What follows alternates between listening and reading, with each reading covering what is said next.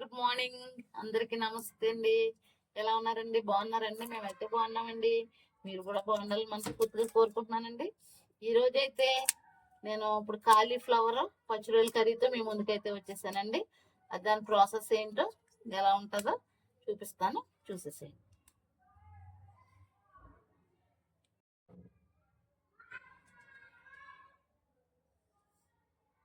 ఇదిగోనండి, నేనైతే ఇప్పుడు ఆ కర్రీ ప్రాసెస్ కోసం మా హస్బెండ్ అయితే నాకు కాలీఫ్లవర్ అయితే నీట్ గా క్లీన్ చేసి ఇస్తున్నారండి. ఏ విషయంలో అయినా బాగా హెల్ప్ చేస్తారు. మీ హస్బెండ్స్ కూడా మీకు ఇలా హెల్ప్ చేస్తారండి? హెల్ప్ చేస్తే కనుక నాకు కామెంట్ బాక్స్ లో కామెంట్ చేయండి. ఇదిగోనండి, ఇలా నీట్ గా క్లీన్ చేసేసుకోండి.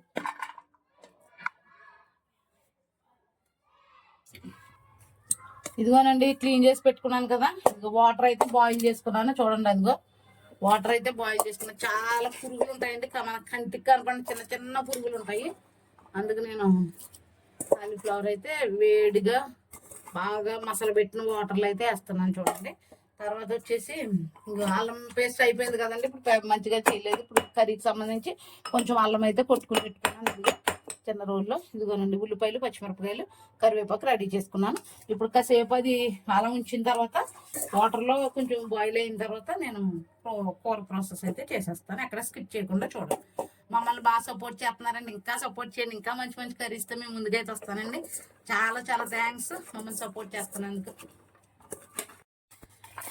ఇదిగోనండి, నేను కర్రీకి సంబంధించి పెద్ద నిమ్మకాయ సైజు అంత 3 టమాటాలు అయితే కట్ చేసి పెట్టుకోవడానికి నీట్గా కడిగి పెట్టుకుంటున్నాను. చూసారా 3.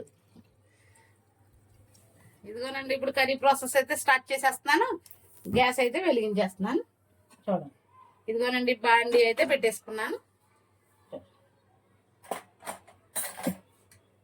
నేను ఈ పక్కన అయితే కాకరకాయ పచ్చిరొయ్యలు అయితే రెడీ చేస్తున్నాను.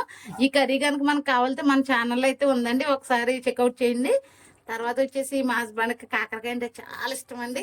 కాకరకాయ అలా ఉడకబెట్టించినా కూడా తినేస్తాడు ఆయన, అంత పిచ్చి. అందుకే నేను షిఫ్ట్ కదా, కొంచెం కర్రీ బాక్స్కి తీసుకెళ్తాడు అనేసి నేను ఇదిగో కాకరకాయ పచ్చిరొయ్యలు కూడా ఇదిగోనండి. నేను చెప్పాను కదండి, పచ్చిరొయ్యలు ఫస్ట్ తెచ్చేసుకుని ఫ్రై చేసి పెట్టుకుంటానని. మనకి ఊరకే దొరకవు కదండి పచ్చిరొయ్యలు. అలా దొరికినప్పుడే తెచ్చేసి శుభ్రంగా క్లీన్ చేసి పెట్టుకుని చక్కగా కర్రీస్లో వేసుకుంటాను అన్నమాట. చాలా టేస్ట్గా ఉంటుందండి. మీరు కూడా ఎవరైనా అలా పచ్చిరొయ్యలు తినాలనుకుంటే దొరకవని బాధపడుతుంటే అలా ఒకసారి తెచ్చేసుకుని ఫ్రై చేసి పెట్టుకుని మంచిగా వండుకోండి.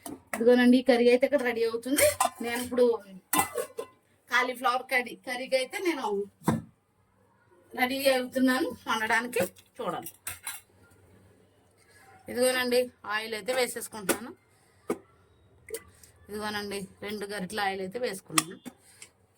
మన కాలీఫ్లవర్ కర్రీకి అయితే నేను రెడీ చేసుకున్నాను కదా, బాండి పెట్టేసుకున్నాను, ఆయిల్ వేసుకున్నాను. ఆయిల్ అయితే మరిగింది. ఇదిగో నేనైతే కొంచెం జీలకర్ర వేస్తున్నాను. టేస్ట్గా ఉంటుందండి, బాగుంటుంది. అలా వేసుకోండి. కొంచెం చిటికెడు ఆవాలు కూడా వేసాను.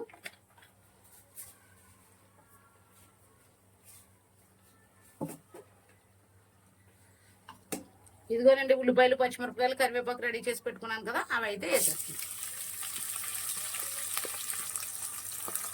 ఎక్కడ స్కిప్ చేయకుండా చూడండి, అప్పుడు మీరు కూడా మంచిగా ప్రిపేర్ చేసుకోవచ్చు.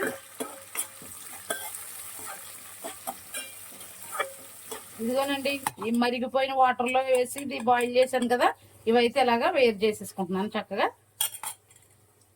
ఇవి మంచిగా కర్రీలో వేయడానికి నాకు వీలుగా ఉంటుంది కదా అనేసి ఇలా చేసుకుంటున్నాను. ఇదిగోనండి, నేనైతే అల్లం వెల్లుల్లి పేస్ట్ ప్రిపేర్ చేసుకున్నాను కదా, అల్లం వెల్లుల్లి పేస్ట్ అయితే వేసేస్తున్నాను. బాగుంటుందండి కాలీఫ్లవర్ పచ్చిరొయ్యల కర్రీ. ఎవరైనా ట్రై చేయకపోతే ట్రై చేయండి, చాలా బాగుంటుంది. ఇంకేమైనా కర్రీస్ కావాలితే కనుక అడగండి, ఖచ్చితంగా నేను చేస్తాను. ఇదిగోనండి, ఎంత బాగుంది చూసారా. ఇప్పుడు నేను ఉడికిపోయింది కదా అది, నేను ఇదిగో ఇవి అయితే వేసేసుకుంటున్నాను.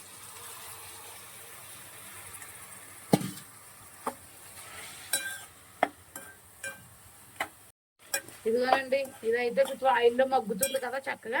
ఆయిల్లో మగ్గుతున్నప్పుడు నేను ఇదిగోనండి చిటికెడు పసుపు అయితే వేసేస్తున్నాను. తర్వాత వచ్చేసి టేస్ట్కి తగ్గ సాల్ట్ అయితే వేస్తున్నాను. టమాటా వేస్తాను కదండి, కొంచెం సాల్ట్ వేసినా కూడా ఏం కాదు.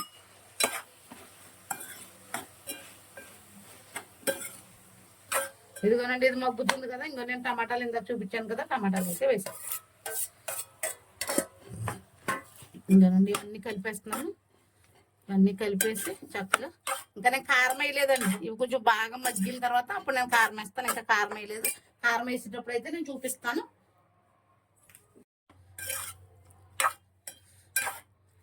ఇదిగోనండి ఇప్పుడు నేను కారం అయితే వేయలేదు కదా, ఇవన్నీ వేసేసాను. ఇప్పుడు కాసేపు మగ్గటానికి నేను మూత అయితే పెట్టేస్తున్నాను. చూడండి ఇప్పుడు నా ఇంట్లోకి పని చేసుకుని వచ్చేస్తాను ఈలోపు. ఇదిగోనండి కర్రీ ఎలా ఉందో చూసారా. ఇదిగో చక్కగా ఆయిల్ అయితే మగ్గుతుంది, టమాటా ఇవన్నీ. ఇప్పుడు నేను కారం అయితే వేయలేదు కదా, కారం వేసేస్తాను. చూడండి ఇంకో కారం అయితే వేస్తున్నాను. ఇంకో 2 స్పూన్లు కారం అయితే వేస్తున్నాను.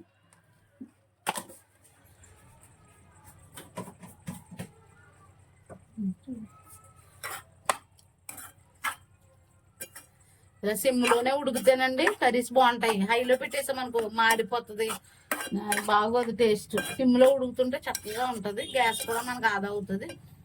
ఇదిగోనండి నేను చెప్పాను కదా, పచ్చి రొయ్యలు ఎప్పుడైనా సరే ఇలా తెచ్చుకుని నేను చక్కగా ఫ్రై చేసి పెట్టుకుంటాను. మనకు అన్నప్పుడు పచ్చి రొయ్యలు దొరకవు కదండి, ఇలా చేసి పెట్టుకుంటే ఏ కర్రీలు వేసుకున్నా బాగుంటాయి. మీరు కూడా ఎవరైనా సరే అలా చేసి పెట్టుకోండి. ఇవి 1.5 కిలో రొయ్యలు అండి, క్లీన్ చేసి ఫ్రై చేసేసరికి ఇన్ని అవుతాయి.